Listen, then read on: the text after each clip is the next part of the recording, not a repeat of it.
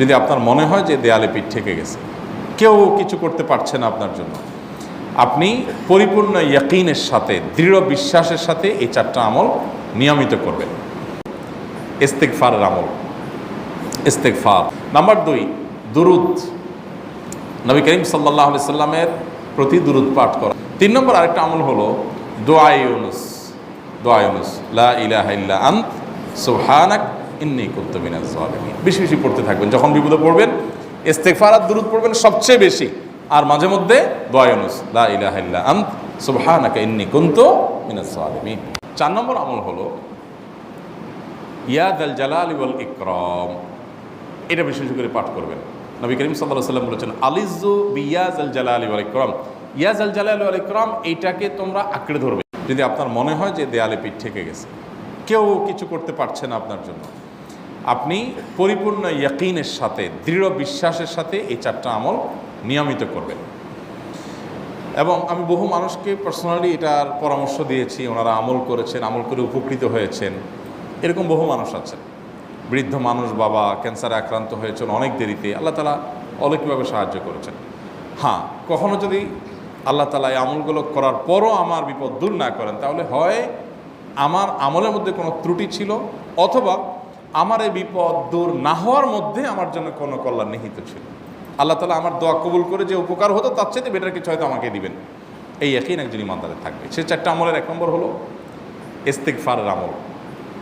ইস্তেগফার, আপনি ফেসে গেছেন কোনো জায়গায়, কোনো উপায় পাচ্ছেন না, আপনি ইস্তেগফার করতে থাকেন। আস্তাগফিরুল্লাহ ওয়া আতুবু ইলাইহি, আস্তাগফিরুল্লাহ ওয়া আতুবু ইলাইহি, আস্তাগফিরুল্লাহ ওয়া আতুবু ইলাইহি, আস্তাগফিরুল্লাহ, আস্তাগফিরুল্লাহ, আস্তাগফিরুল্লাহাল্লাযী লা ইলাহা ইল্লা হুয়াল হাইয়ুল কাইয়্যুম ওয়া আতুবু ইলাইহি ওয়া লা হাওলা ওয়া লা কুওয়াতা ইল্লা বিল্লাহ। اللهم أنت ربي لا إله إلا أنت خلقتني وأنا عبدك وأنا على عهدك ووعدك ما استطعت أعوذ بك من شر ما صنعت أبوء لك بنعمتك علي وأبوء لك بذنبي فاغفر لي فإنه لا يغفر الذنوب إلا أنت সাইয়্যিদুল ইস্তিগফার। এভাবে যে কোনো ইস্তিগফার করতে থাকেন, আপনি বেশি বেশি করে আল্লাহর কাছে ইস্তিগফার, ক্ষমা প্রার্থনা করতে থাকেন, খুব বেশি। আপনার 2 ঠোঁটে অনবরত আপনি চাইতে থাকেন আল্লাহর কাছে ক্ষমা। এই ইস্তেগফার সম্পর্কে নবী করিম সাল্লাল্লাহু আলাইহি ওয়াসাল্লাম বলেছেন মাল্লাজিমাল ইস্তেগফার, যে ব্যক্তি ইস্তেগফারকে আঁকড়ে ধরবে, আঁকড়ে ধরা মানে কি, এটা ছাড়বে না, সে পড়তেই থাকবে অনবরত। টয়লেটে যাওয়ার সময়টা, ঘুমের সময়টা, খাওয়ার সময়টা বাদে, অবসর নামাজের সময়টা বাদে সারাক্ষণ সে ইস্তেগফার করবে। এরকম যদি কেউ করে, আল্লাহ রাব্বুল আলামিন জাআলাল্লাহু লাহু মিন কুল্লি হাম্মিন ফারাজা ওয়া মিন কুল্লি যায়কিন মাখরাজা, সকল পেরেশানি থেকে, সকল টেনশন থেকে বের হওয়ার পথ আল্লাহ তাআলা অলৌকিকভাবে তার জন্য আবিষ্কার করে দিবেন। এবং আমি আমার জীবনে যেটা বলেছিলাম, বিস্তারিত বলতে চাই না, এরকম পরিস্থিতি আসছে যে চোখের সামনে কোনো আপাতত রক্ষার কোনো পথ আর খোলা নেই, এমন ভয়াবহ বিপদ।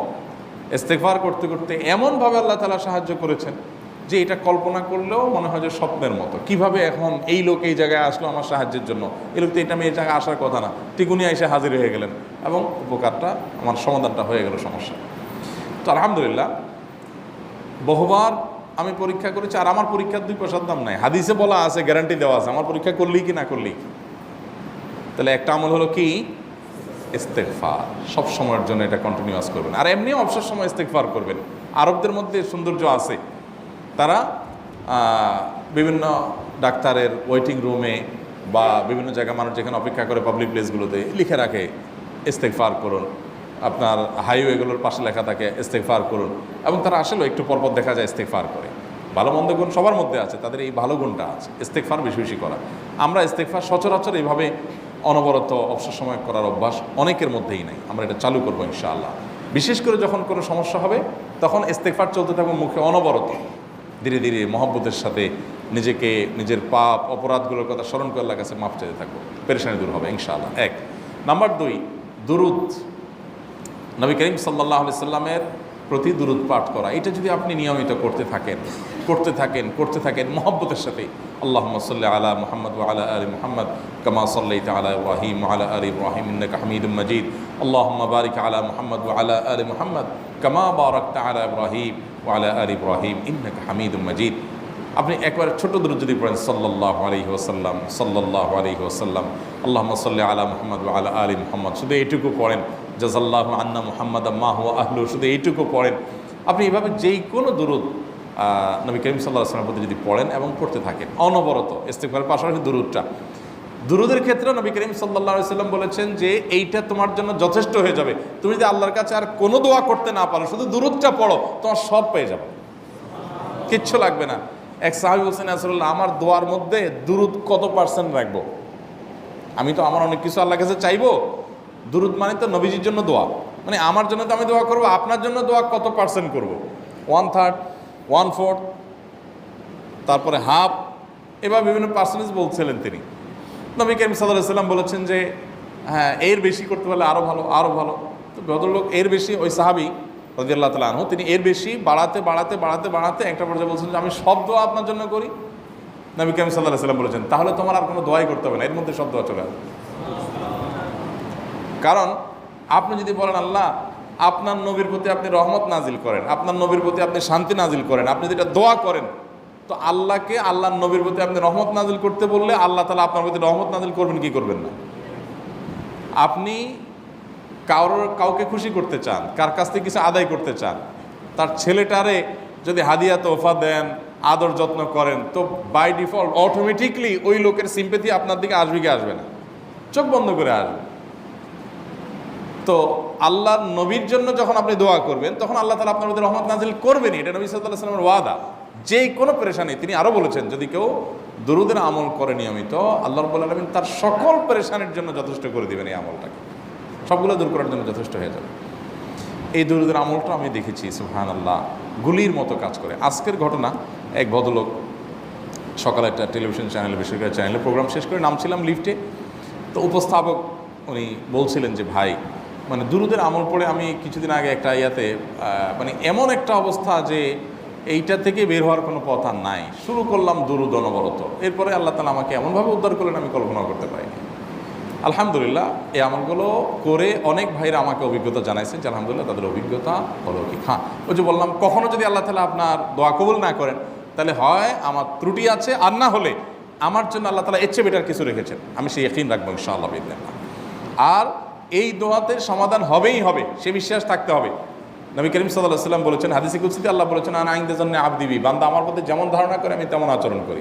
আপনি যদি চিন্তা করেন করে দেখি হয় কি না, দেখি ট্রাই করি, তাহলে ওই আল্লাহ তাআলা বলবেন ঠিক আছে দেখতে থাক।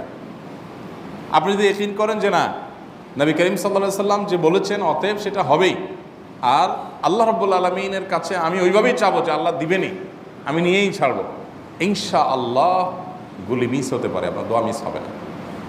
ওই ইয়াকিন, ওই ঈমান আমার মধ্যে আনতে হবে, চেষ্টা করবো তো ইনশাআল্লাহ। তাহলে দুইটা আমল হলো, ইস্তেগফার আর দুরূদ। 3 নম্বর আরেকটা আমল হলো দোয়া ইউনুস। দোয়া ইউনুস, লা ইলাহা ইল্লা আন্ত সুবহানাক ইন্নী কুনতু মিনাজ জালিমিন। বেশি বেশি পড়তে থাকবেন, যখন বিপদে পড়বেন ইস্তেগফার আর দুরূদ পড়বেন সবচেয়ে বেশি, আর মাঝে মধ্যে দোয়া ইউনুস, লা ইলাহা ইল্লা আন্ত সুবহানাকা ইন্নী কুনতু মিনাজ জালিমিন। আল্লাহ সুবহানাহু ওয়া তাআলা কোরআনে কারিমে এই দোয়ার পরে বলেছেন ওয়াকাযালিকা নুনজিল মুমিনিন।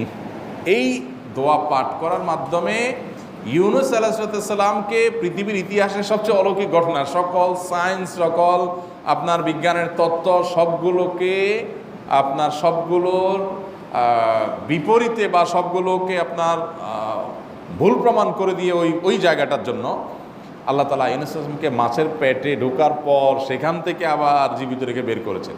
অক্সিজেন অভাবে সেখানে এমনি মারা যাওয়ার কথা, আরও নানা কারণে মারা যাওয়ার কথা, তাই না? কিন্তু আল্লাহ তাআলা তাকে রক্ষা করেছেন, কারণ উনি ওই বিপদে পড়ার পর থেকে এটা পড়তেছিলেন, লা ইলাহা ইল্লা আনতা সুবহানাকা ইন্নী কুনতু মিনাজ জালিমিন। তো আল্লাহ তাআলা কোরআনে বলেছেন এটা ইউনুস, তার নবী ইউনুস আলাইহিস সালামকে আল্লাহ তাআলা এর মাধ্যমে রক্ষা করেছেন, সেটা তার জন্য খাস না, এটা তার জন্য স্পেশাল না, বরং আল্লাহ বলেছেন ওয়াকাযালিকা নুনজিল মুমিনিন, এটা দিয়ে আমি তাকে রক্ষা করেছি, একইভাবে ঈমানদারদেরকেও এইটার মাধ্যমে রক্ষা করব।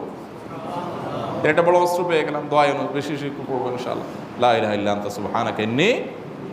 আমার দেশে আবার দেখা যায় বিপদ হয়ে গেলে তখন হুজুর ভাড়া করে যে ভাই আপনারা সবাই মিলে এটা 1 লাখ বার পড়ে দেন, 1.25 লাখ বার পড়ে দেন, টাকা দিব আপনারা পড়ে দেন। আপনারটা আপনি পড়বেন ভাই, হুজুরদের কাছে দোয়া চান সমস্যা নাই, আর হুজুরদেরকে খাটায়া টাকা দিবেন কেন, এমনি টাকা দিবেন না দিয়া।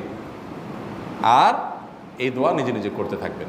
ইউনুস আলাইহিস সালাম ওই সময় কি লোক ঠিক করছিলেন যে ভাই আপনারা সবাই দোয়া ইউনুস পড়েন, আমি গেলাম, আমি মাছের পেটে গেলাম, আপনারা বসেন সবাই দোয়া ইউনুস পড়া দেবেন, করছেন উনি? ওনারটা উনি করছেন, তো আপনারটা আপনি শুরু করবেন। দোয়া ইউনুস না।